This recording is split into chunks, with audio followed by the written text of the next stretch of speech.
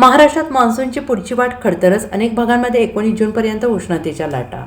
महाराष्ट्रात मान्सूनची वाट पाहणाऱ्यांसाठी सध्या आनंदाची बातमी नाही. पुढील काही दिवस पावसाऐवजी कडक उन्हाचा तडाखा जाणवणार आहे. राज्यातील अनेक भागात तापमान वाढून उष्णतेची लाट कायम राहण्याचा अंदाज हवामान विभागाने व्यक्त केला आहे.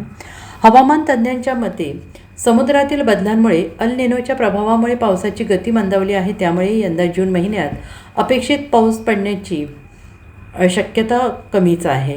नागरिकांना अजून काही दिवस ढगांकडे आशेनं पाहत थांबावं लागणार आहे.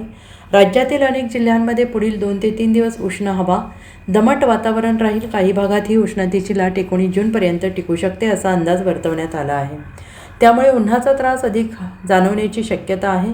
मान्सूनची हालचाल गेल्या काही दिवसांपासून खूपच हळू झाली आहे. कोकणातील काही भागांपासून ते सोलापूरपर्यंत पाऊस थांबलेला दिसतो आहे. पुढील टप्प्यात मान्सूनला वेग मिळेल अशी अपेक्षा हवामान विभागाने व्यक्त केली असली तरी सध्या परिस्थिती अनिश्चित आहे.